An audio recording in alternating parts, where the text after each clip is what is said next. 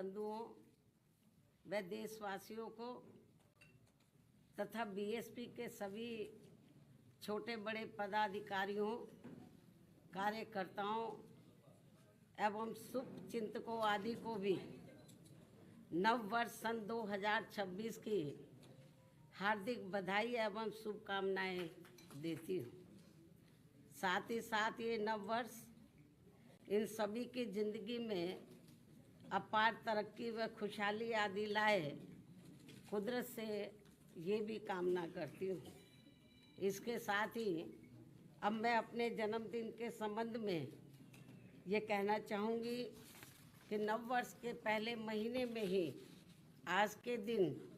अर्थात दिनांक 15 जनवरी को पूरे देश भर में बीएसपी के लोग मेरा जन्मदिन पार्टी व मूवमेंट के हित में इसे जन कल्याणकारी दिवस के रूप में बहुत ही सादगी के साथ मनाते हैं। और इस मौके पर पार्टी के वरिष्ठ लोग खासकर आम जनहित से जुड़ी उन जन कल्याणकारी योजनाओं के बारे में बताते हैं जिन्हें यहाँ यूपी में बीएसपी की 4 बार मेरे नेतृत्व में रही सरकार में शुरू किया गया था तथा उन्हें कांग्रेस, बीजेपी व अन्य विरोधी पार्टियों की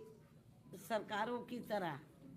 अधिकांश सरकारी कागजों में ही दर्ज करा के नहीं छोड़ दिया था, बल्कि ज़मीनी हकीकत में भी लागू करके दिखाया था, जिनसे फिर यूपी में सर्व समाज में से विशेषकर गरीबों, मजदूरों, बेरोजगारों, किसानों, व्यापारियों, कर्मचारियों, युवाओं, महिलाओं, छात्रों व अन्य मेहनतकश लोगों के साथ साथ यहाँ दलितों, आदिवासियों, पिछड़े वर्गों, मुस्लिम एवं अन्य धार्मिक अल्पसंख्यक समाज के लोगों की भी स्थिति में काफ़ी सुधार आया है। और अब अपने राजनीतिक लाभ के लिए उनमें से कुछ योजनाओं की नकल करके केंद्र व राज्यों की भी सरकारें इनका नाम व थोड़ा स्वरूप आदि बदलकर इन्हें चला भी रही है। लेकिन ये भी सच है कि उनके प्रति इनकी नीयत व सोच सही नहीं होने की वजह से इन पार्टियों की सरकारें इन्हें कोई खास लाभ नहीं दे पा रही हैं। इसके साथ साथ यहाँ मैं ये भी बताना चाहती हूँ कि हमारी पार्टी की रही सरकार द्वारा जिन लोगों के हित व कल्याण के लिए यहाँ असंख्य जन कल्याणकारी योजनाएं शुरू की गई हैं, जिनसे इन्हें काफ़ी लाभ पहुँचा है, उन्हें हमेशा लोगों के दिल व दिमाग में बरकरार बनाए रखने व साथ ही उनमें बीएसपी के प्रति आस्था व निष्ठा आदि बनाए रखने के लिए भी पार्टी व आम जनहित में हर वर्ष की तरह इस वर्ष भी पूरे देश भर में आज मेरा जन्मदिन जन कल्याणकारी दिवस के रूप में मनाया जा रहा है, जिसके लिए मैं पार्टी के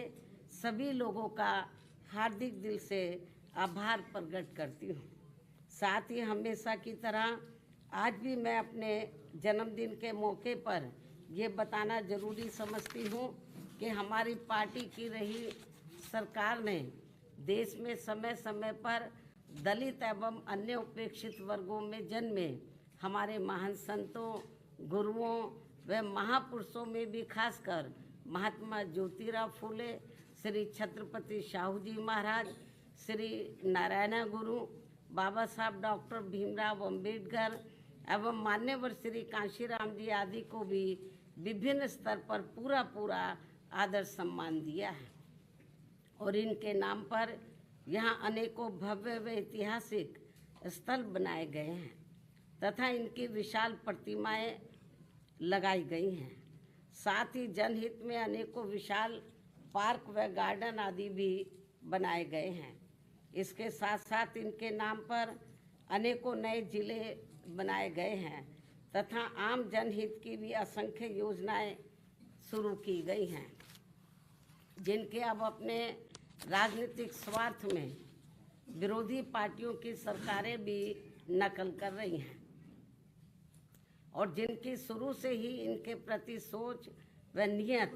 मुंह में राम व बगल में छुरी की तरह ही बनी रही हैं, जिसमें अभी तक कुछ भी बदलाव नहीं आया है। इतना ही नहीं बल्कि इनके बताए हुए रास्तों पर चलकर ही हमारी पार्टी की रही सरकार ने हर मामले में व हर स्तर पर बहुजन समाज के लोगों को प्राथमिकता देते हुए यहाँ सर्वजन हिताय व सर्वजन सुखाय की नीतियों एवं सिद्धांतों पर आधारित ही सरकार चलाई है। ऐसे सभी संतों, गुरुओं व महापुरुषों को भी आज मैं अपने जन्मदिन के मौके पर पूरे तहे दिल से नमन करती हूँ, जिनके बताए हुए रास्तों पर चलकर ही मैंने देश में यहाँ सदियों से उपेक्षित रहे खासकर दलित एवं अन्य उपेक्षित वर्गों के लोगों को मान सम्मान के साथ अपने पैरों पर खड़े करने के लिए अपनी पूरी जिंदगी भी समर्पित कर दी है। क्यों में खांसी बहुत आ रही है, थोड़ा ये माइक भी कम करो, आप थोड़ा सा इधर को हो जाओ और ये दरवाज़ा खोल दो। मेरे ख्याल सफोकेशन हो रहा है मेरे ख्याल आप लोगों को।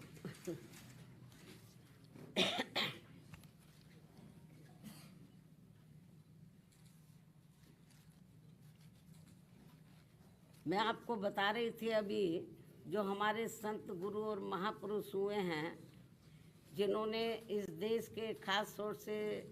दलित एवं जो अन्य वीकर सेक्शन के लोग हैं उनको पैरों पर खड़ा करने के लिए अपनी ज़िंदगी पूरी समर्पित कर दी है, तो उनको मैं नतमस्तक करती हूँ, नमन करती हूँ, जिनके बताए हुए रास्तों पर चलकर ही मैंने देश में यहाँ सदियों से उपेक्षित रहे खासकर दलित एवं अन्य उपेक्षित वर्गों के लोगों को मान सम्मान के साथ अपने पैरों पर खड़े करने के लिए अपनी पूरी ज़िंदगी भी समर्पित कर दी है। और जब तक मैं जिंदा रहूँगी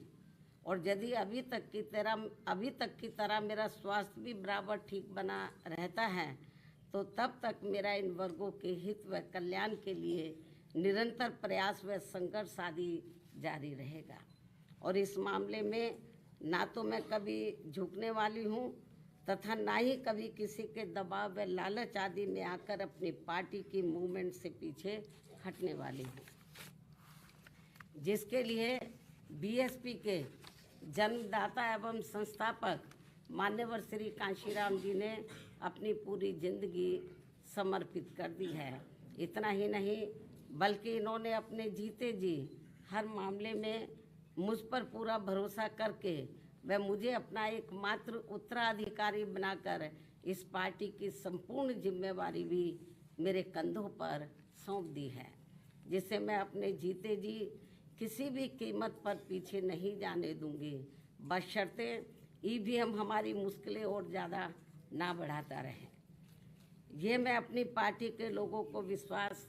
दिलाना चाहती हूँ, लेकिन इसके लिए मैं उनसे पार्टी को हर स्तर पर पूरा सहयोग करने की भी पुरजोर अपील करती हूँ। वैसे मुझे पूरा भरोसा है कि इस मामले में पार्टी के लोग मुझे कतई भी निराश नहीं करेंगे। इसके साथ साथ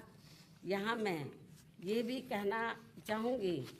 कि पार्टी द्वारा हर वर्ष इनके मूवमेंट को आगे बढ़ाने के लिए विभिन्न स्तर पर जो भी प्रयास किए गए हैं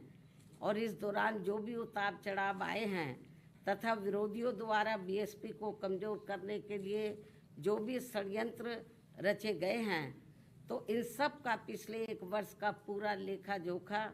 मेरी हर वर्ष आज के ही दिन अर्थात मेरे जन्मदिन के मौके पर जारी होने वाली पुस्तक मेरे संघर्षमय जीवन एवं बीएसपी मूवमेंट का सफ़रनामा में हिंदी व अंग्रेजी में वर्णित कर दिया जाता है, जो फिर ये पुस्तक पार्टी में विशेषकर नए जुड़े लोगों के साथ साथ वर्तमान युवा पीढ़ी व आगे आने वाली पीढ़ी के लिए भी पार्टी व मूवमेंट के हित में उन्हें सही मार्गदर्शन व प्रेरणा आदि देने का ये अति महत्वपूर्ण कार्य करेगी, जिसका 21वें हिंदी व अंग्रेजी संस्करण का मैं विमोचन करूं। लेकिन उससे पहले मैं मीडिया के माध्यम से पार्टी के लोगों को सावधानी के तौर पर यह बताना जरूरी समझती हूं कि देश में पार्टी की मूवमेंट को आगे बढ़ने से रोकने व कमज़ोर करने के लिए पिछले कुछ वर्षों से यहाँ कांग्रेस, बीजेपी व अन्य जातिवादी पार्टियां आए दिन किस्म किस्म के साम दाम दंड भेद आदि अनेकों हथकंडे इस्तेमाल करती रहती हैं, जिनका सही व समय से मुंह तोड़ जवाब देकर वे हर प्रकार की सावधानी बरतते हुए ही अपनी पार्टी के लोगों को पूरे देश में बीएसपी को हर स्तर पर मजबूत बनाना है। और खासकर आबादी के हिसाब से देश के सबसे बड़े प्रदेश यूपी में फिर से यहाँ अपनी पार्टी बीएसपी को सत्ता में लाना भी बहुत ज़रूरी है। हालांकि इस संदर्भ में काफ़ी कुछ विस्तार से जानकारी मैंने दिनांक 9 अक्टूबर सन 2025 को बीएसपी के जन्मदाता एवं संस्थापक मान्यवर श्री कांशीराम जी की पुण्यतिथि के मौके पर यहाँ लखनऊ में इनके सम्मान में किए गए यूपी प्रदेश स्तरीय अति विशाल महाआयोजन में दे दी गई है। उन्हें मैं पुनः दोहराना नहीं चाहती हूँ, लेकिन यहाँ यूपी की आम जनता को सजग व सचेत करने के उद्देश्य से ये कहना जरूरी समझती हूँ कि पिछले महीने सन 2025 में उत्तर प्रदेश विधानसभा के हुए शीतकालीन सत्र के दौरान राजधानी लखनऊ में अकेले बीजेपी के ही नहीं बल्कि सपा व कांग्रेस के भी ब्राह्मण समाज के सभी विधायकों तथा सरकार के मंत्री आदि ने भी एक जगह इकट्ठा होकर अपने ब्राह्मण समाज की वर्तमान बीजेपी की सरकार में भी हर स्तर पर हो रही उपेक्षा तथा इन पर आए दिन हो रही जुर्म जाति आदि को भी लेकर काफ़ी चिंता व्यक्त की गई है, और ये स्वाभाविक भी है। जबकि यूपी में हमारी पार्टी ने पिछले कई हुए विधानसभा आम चुनाव में टिकट देने व सरकार बनने पर अन्य वर्गों की तरह ब्राह्मण समाज को भी हर स्तर पर उचित भागीदारी दी है। साथ ही इनके ऊपर किसी भी प्रकार से कोई भी अन्याय अत्याचार आदि नहीं होने दिया है, जिसे ध्यान में रखकर अब यहाँ ब्राह्मण समाज को भी कांग्रेस, बीजेपी व सपा आदि इन पार्टियों के किसी भी बहकावे में नहीं आना चाहिए। वैसे भी अब ब्राह्मण समाज को किसी का भी चोखा बाटी आदि नहीं चाहिए, और न ही वे किसी की धमकी से भी डरने वाले हैं, बल्कि उन्हें हर स्तर पर पूरा मान सम्मान व उचित प्रतिनिधित्व तथा रोटी रोजी के भी साधन चाहिए। साथ ही इनके ऊपर कोई भी जुर्म जाति आदि नहीं होनी चाहिए, जो ये सब इनकी चाहत अभी तक बीएसपी की सरकार में ही पूरी हुई है। और इस बार बीएसपी की सरकार बनने पर फिर से इनकी ये सब चाहत जरूर पूरी की जाएगी। इनके साथ साथ क्षत्रिय व वैश्य समाज आदि के भी हित व कल्याण का तथा इनकी सुरक्षा आदि का भी हर मामले में पूरा ध्यान रखा गया है और आगे भी रखा जाएगा। वैसे भी हमारी पार्टी की रही सरकार ने हमेशा यहाँ सर्व समाज के हित व कल्याण का हर मामले में वे हर स्तर पर पूरा ध्यान रखा है। खासकर जाट समाज जो ज़्यादातर खेती किसानी का कार्य करता है, उनकी खेती करने के लिए खाद्य सहित अन्य सभी सुविधाओं की समय से उचित व्यवस्था की है। साथ ही गन्ना किसानों को तो काफ़ी बढ़ाकर दाम दिया है। इनकी अन्य फसलों का भी उन्हें उचित दाम दिया है। और अब सरकार बनने पर और अब आगे सरकार बनने पर इनका इसी प्रकार आगे भी जरूर पूरा ध्यान रखा जाएगा। इसके साथ साथ जाट समाज के शिक्षित बेरोजगार युवाओं को भी सभी विभागों में व खासकर पुलिस भर्ती में बिना कोई रिश्वत के उन्हें काफ़ी सरकारी नौकरी भी दी है, अन्य वर्गों की तरह। इनके ऊपर भी कोई जुल्म जाति आदि नहीं होने दी गई है। राजनीति में भी इनको उचित भागीदारी दी है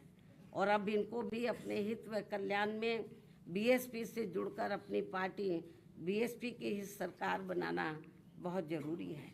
इतना ही नहीं बल्कि यहाँ दलितों, पिछड़ों, मुस्लिम व अन्य धार्मिक अल्पसंख्यक समाज के लोगों के हितों का तो बीएसपी की रही सरकार में हर स्तर पर इनका प्राथमिकता के आधार पर विशेष ध्यान रखा गया है और इनके ऊपर कोई भी अन्याय, अत्याचार आदि नहीं होने दिया है। आगे भी इन वर्गों का विशेष ध्यान रखा जाएगा। इसके अलावा हमारी पार्टी की रही सरकार ने किसी के भी मंदिर, मस्जिद व चर्च आदि को भी कोई क्षति नहीं पहुंचने दी है। इस प्रकार से हमारी पार्टी की रही सरकार ने यूपी की आम जनता को हर मामले में व हर स्तर पर काफ़ी बेहतरीन सरकार दी है। हालांकि प्रदेश की आम जनता ने यहाँ कांग्रेस, बीजेपी व सपा आदि का भी शासनकाल देखा है और खासकर सपा के शासनकाल में तो यहाँ अधिकांश गुंडों, बदमाशों, माफियाओं व भ्रष्ट लोगों का ही राज चलता रहा है, जिसमें इनके खुद के समाज को छोड़कर अधिकांश अन्य सभी वर्गों का शोषण होता रहा है। और इस मामले में दलित वर्ग के लोगों का तो इनकी सरकार में सबसे ज़्यादा उत्पीड़न हुआ है, जिनके समाज के बीएसपी की प्रमुख नेता को भी सपा से अलग होने पर, जब गठबंधन की सरकार थी तो सपा से अलग होने पर दिनांक 2 जून सन 1995 को यूपी के लखनऊ सरकारी गेस्ट हाउस में मेरे ठहरने के दौरान वहां सरकारी मशीनरी की मदद से सपा के कई हजार गुंडों व बदमाशों आदि ने जो उस दिन मेरे ऊपर जानलेवा हमला करने का पूरा प्रयास किया है, ये सब भी किसी से छिपा नहीं है। इसके अलावा दलित एवं अन्य पिछड़े वर्गों में जन्मे हमारे महान संतों, गुरुओं व महापुरुषों की भी इनकी सरकार में हर स्तर पर काफ़ी उपेक्षा की गई है। संसद में दलितों के पदोन्नति में आरक्षण से संबंधित लाए गए बिल को भी सपा के सांसदों द्वारा फाड़ दिया गया था। मान्यवर श्री कांशीराम जी के देहांत होने पर इनकी सरकार द्वारा इनके सम्मान में एक दिन का भी राजकीय शोक घोषित नहीं किया गया था। पिछड़े वर्गों का भी आरक्षण संबंधी ज़्यादातर लाभ इनकी सरकार में केवल इनका खुद का अपना समाज ही उठाता रहा है। मुस्लिम समाज भी ज़्यादातर उपेक्षित ही रहा है। यह है इनके पीडीए की असली पहचान। वहीं दूसरी तरफ बीएसपी की रही सरकार में हमने किसी भी वर्ग व धर्म के लोगों के साथ किसी भी मामले में कोई पक्षपात आदि नहीं होने दिया है और हमने पिछड़े वर्गों में इनके खुद के यादव समाज के हितों का भी पूरा ध्यान रखा है, आगे भी रखेंगे। प्रदेश में सभी विरोधी पार्टियों की रही सरकारों की तरह हमने बीएसपी की सरकार में कोई भी दंगा फसाद आदि नहीं होने दिया है। साथ ही प्रदेश के विकास को भी लेकर हमारी पार्टी की रही सरकार ने अनेकों ऐतिहासिक कार्य किए हैं और इस मामले में ये बात सर्वविदित है कि प्रदेश में बीएसपी की सत्ता नहीं रहने के बाद यहाँ विरोधी पार्टियों की रही सरकारों में जितने भी एक्सप्रेस वे बने हैं और अब दिल्ली के नज़दीक जिला गौतम बुद्ध नगर में नोएडा अंतर्राष्ट्रीय हवाई अड्डा भी शुरू होने के लिए जा रहा है, तो इन सभी की वास्तव में पूरी रूपरेखा बीएसपी के रही सरकार में ही तैयार हो गई थी। एक आदि बड़े एक्सप्रेस वे तो मेरी सरकार में ही बन गए थे। हालांकि ये सभी कार्य मेरी सरकार के रहते ही पूरे हो जाते यदि उस समय केंद्र की रही कांग्रेस पार्टी की सरकार अपनी जातिवादी मानसिकता के चलते इन कार्यों में रुकावटें नहीं डालती। इस प्रकार से यहाँ बीएसपी का चारों बार का रहा शासनकाल हर मामले में काफ़ी बेहतरीन शासनकाल रहा है, जिसे प्रदेश व आम जनहित में फिर से सत्ता में लाना बहुत ज़रूरी है, क्योंकि अब यूपी में कांग्रेस वह सपा की रही सरकार की तरह वर्तमान में बीजेपी की चल रही सरकार में भी यहाँ की आम जनता व विशेषकर दलित एवं अन्य उपेक्षित वर्गों के लोग हर स्तर पर काफ़ी ज़्यादा दुखी व परेशान हैं। इनके नेता लोग मौजूदा सरकार में अधिकांश अपने खुद के नफ़े नुकसान में ही लगे रहते हैं। इनका अपने समाज के नफ़े नुकसान से कोई लेना देना नहीं है, ऐसा इन वर्गों के लोगों का मानना है।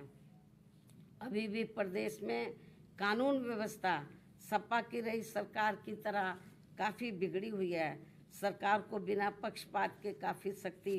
करने की ज़रूरत है। ऐसी स्थिति में यूपी की आम जनता बीएसपी के 4 बार के रहे शासनकाल को याद करके अब यहाँ बीएसपी को सत्ता में लाने का काफ़ी हद तक अपना मन बना चुकी है, जिसे पूरा करने के लिए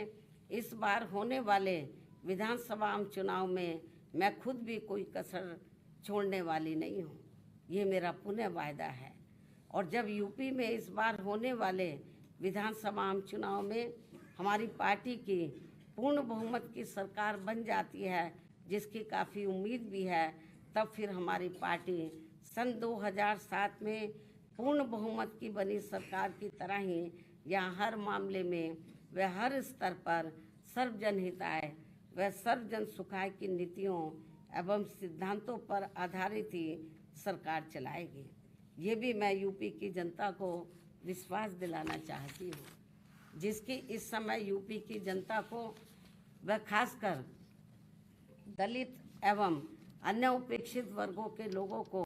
तथा विभिन्न क्षेत्रों में कार्यरत दुखी व पीड़ित लोगों को भी काफ़ी ज़रूरत है। वैसे भी इस समय यहाँ अकेले बहुजन समाज के लोग ही नहीं बल्कि अन्य सभी समाज के लोग भी अपनी विभिन्न समस्याओं को लेकर काफ़ी ज़्यादा दुखी व परेशान हैं। यहाँ कानून व्यवस्था भी ठीक नहीं है। ऐसे में अब यहाँ यूपी की आम जनता बीएसपी को ही पुनः सत्ता में लाना चाहती है, किंतु उसके लिए पार्टी को हर स्तर पर मजबूत बनाना बहुत ज़रूरी है। और यदि इस बार यह विधानसभा के आम चुनाव होने से पहले हमारी पार्टी हर स्तर पर मजबूत हो जाती है और जिसके लिए अभी से ही पार्टी के लोग पूरे जी जान से जुटे भी हैं, तो तब फिर अपनी पार्टी को इस बार यहाँ सत्ता में आने से कोई रोक नहीं सकता है, बशर्ते यहाँ प्रदेश की आम जनता चुनाव के दौरान कतई भी गुमराह नहीं होती है। इसके साथ साथ पिछले कई चुनावों की तरह इस बार भी होने वाले विधानसभा आम चुनाव में ईवीएम में धांधली व बेईमानी आदि नहीं की जाती है, जिसकी ये आम चर्चा है। लेकिन इसके बावजूद भी हमारी पार्टी ये सोचकर देश में सभी चुनाव पूरी तैयारी व दमदारी के साथ लड़ती है, पता नहीं कब ईवीएम में धांधली व बेईमानी आदि कराने वालों का सिस्टम फेल हो जाए, तो तब फिर चुनाव में सही रिजल्ट आ सकता है। ऐसा भी लोगों का मानना है। वैसे अब पूरे देश में चाहूँगी जब आगे चलकर हमारी पार्टी को ये पूरा भरोसा हो जाएगा, आपकी नई बात कर रही हूँ, बरसों लगेंगे अभी, जब आगे चलकर हमारी पार्टी को ये पूरा भरोसा हो जाएगा कि बीएसपी से गठबंधन करके चुनाव लड़ने वाली पार्टी अपनी पार्टी का खासकर अपर कास्ट समाज का वोट उनकी जातिवादी मानसिकता व सोच आदि को बदलकर हमारी पार्टी को ट्रांसफ़र करा सकती है, तब फिर उस समय गठबंधन करके चुनाव लड़ने को लेकर कम व नुकसान ज़्यादा होता है तथा इससे पार्टी का वोट प्रतिशत भी काफ़ी हद तक कम हो जाता है। जबकि बीएसपी से गठबंधन करके चुनाव लड़ने वाली पार्टी को पूरा फ़ायदा पहुंच जाता है, क्योंकि गठबंधन में बीएसपी का खासकर दलित बेस वोट तो गठबंधन करने वाली पार्टी को पूरा ट्रांसफ़र हो जाता है, किंतु उनका विशेषकर के हाथों में होता है। यही मुख्य वजह है कि देश में अधिकांश पार्टियां बीएसपी से गठबंधन करके चुनाव लड़ना चाहती हैं, क्योंकि उनको फ़ायदा पहुंचता है। लेकिन गठबंधन करने के मामले में हमें बीएसपी के हित को भी देखना बहुत ज़रूरी है। ऐसी स्थिति में अब हमारी पार्टी उत्तर प्रदेश सहित पूरे देश में विधानसभा व लोकसभा का भी आम चुनाव अकेले ही लड़ना ज़्यादा बेहतर समझती है। और यूपी में जब इस बार चुनाव होगा अकेले ही चुनाव लड़ेगी। कोई गलतफहमी किसी को भी अपने आप में पैदा नहीं करनी चाहिए। इसलिए अब हमारी पार्टी ने उत्तर प्रदेश सहित पूरे देश में सभी छोटे बड़े चुनाव अकेले ही लड़ना ज़्यादा उचित समझा है। और अब हमारी पार्टी किसी भी चुनाव में किसी भी पार्टी के साथ किसी भी प्रकार का कोई भी गठबंधन करके चुनाव नहीं लड़ेगी। लेकिन इस संबंध में यहाँ मैं ये भी कहना चाहूँगी, जब आगे चलकर हमारी पार्टी को ये पूरा भरोसा हो जाएगा, आपकी नई बात कर रही हूँ, बरसों लगेंगे अभी, जब आगे चलकर हमारी पार्टी को ये पूरा भरोसा हो जाएगा कि बीएसपी से गठबंधन करके चुनाव लड़ने वाली पार्टी अपनी पार्टी का खासकर अपर कास्ट समाज का वोट उनकी जातिवादी मानसिकता व सोच आदि को बदलकर हमारी पार्टी को ट्रांसफ़र करा सकती है, तब फिर उस समय गठबंधन करके चुनाव लड़ने को लेकर जरूर सकारात्मक निर्णय लिया जा सकता है। इसमें बरसों लगेंगे। जब तक ये जातिवादी व्यवस्था रहेगी, मानसिकता लोगों के नहीं बदलेगी, बहुत मुश्किल है। जो फिलहाल हमें यहाँ अभी तक किसी भी पार्टी में ऐसा होता हुआ नज़र नहीं आ रहा है। लेकिन ये भी सच है कि हमारी पार्टी द्वारा अपर कास्ट समाज के जिन लोगों की जातिवादी मानसिकता व सोच आदि को बदल दिया गया है, लेकिन ये भी सच है कि हमारी पार्टी द्वारा अपर कास्ट समाज के जिन लोगों की जातिवादी मानसिकता व सोच आदि को बदल दिया गया है, उनका वोट तो बिना गठबंधन के ही सीधा बीएसपी को मिल जाता है। और इनका इस बार पहले से भी उम्मीद है कि इनका इस बार पहले से भी कहीं ज़्यादा ये वोट हमारी पार्टी को जरूर मिल जाएगा। अपर कास्ट समाज का ऐसा पार्टी का मानना है। इसके साथ साथ प्रदेश में दलित, पिछड़ा व मुस्लिम एवं अन्य धार्मिक अल्पसंख्यक समाज का भी वोट इस बार पहले से कई गुना ज़्यादा बीएसपी को ही मिलने वाला है। और फिर सपा का पीडीए भी देखता ही रह जाएगा, जिसकी पार्टी को पूरी उम्मीद भी है, क्योंकि अब यहाँ सर्व समाज के लोग कांग्रेस, बीजेपी व सपा आदि के शासनकाल को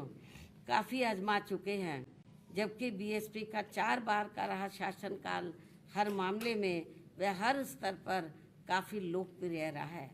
और अब ये लोग इन पार्टियों के बहकावे में ना आकर अपनी एकमात्र हितैषी पार्टी बीएसपी को इस बार सत्ता में जरूर लाएंगे, जिसकी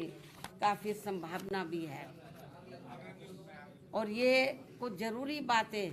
पार्टी व मूवमेंट के हित में आज मैंने अपने जन्मदिन के मौके पर मीडिया के जरिए पूरे देश में अपनी पार्टी के लोगों के सामने रखी है। हालांकि मुझे पूरा भरोसा है कि पूरे देश में पार्टी के लोग मेरी इन सब बातों को गंभीरता से लेते हुए अब अपनी पार्टी को जरूर मजबूत, ऑफ कर दो इसको भाई, जरूर मजबूत बनाएंगे, जो यही इनका मेरे जन्मदिन पर खास तोहफा भी होगा। और अब मैं पार्टी व मूवमेंट के हित में अपनी लिखी गई पुस्तक का विमोचन करती हूँ।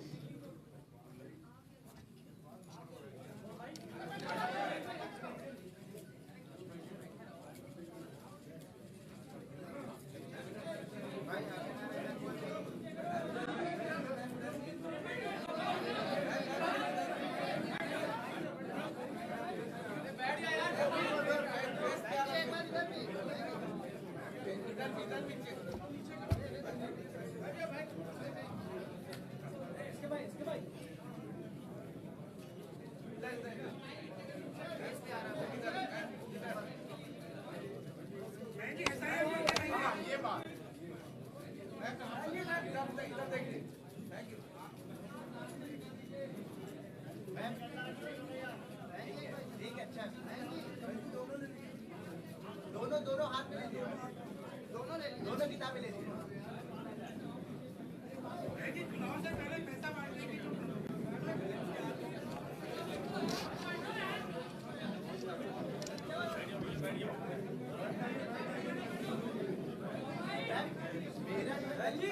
साथ अन्याय हो रहा है।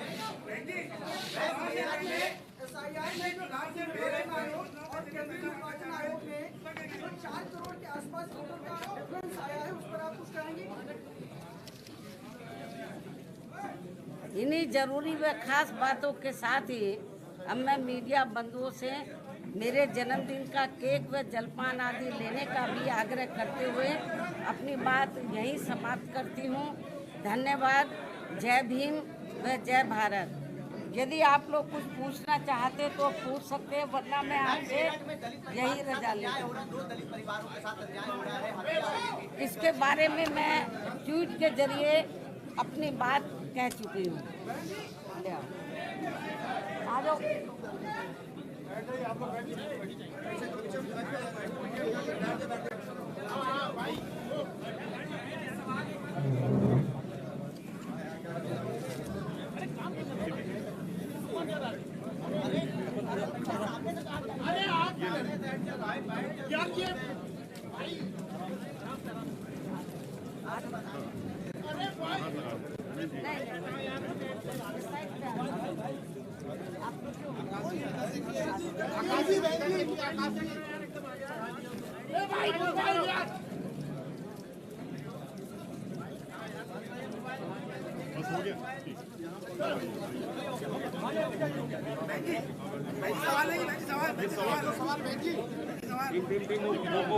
ले लिए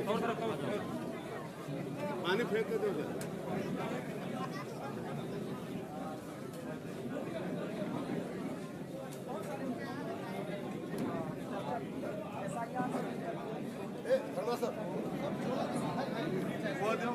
पानी दो चीज दो गिलास गुलदस्ता लेते हो गुलदस्ता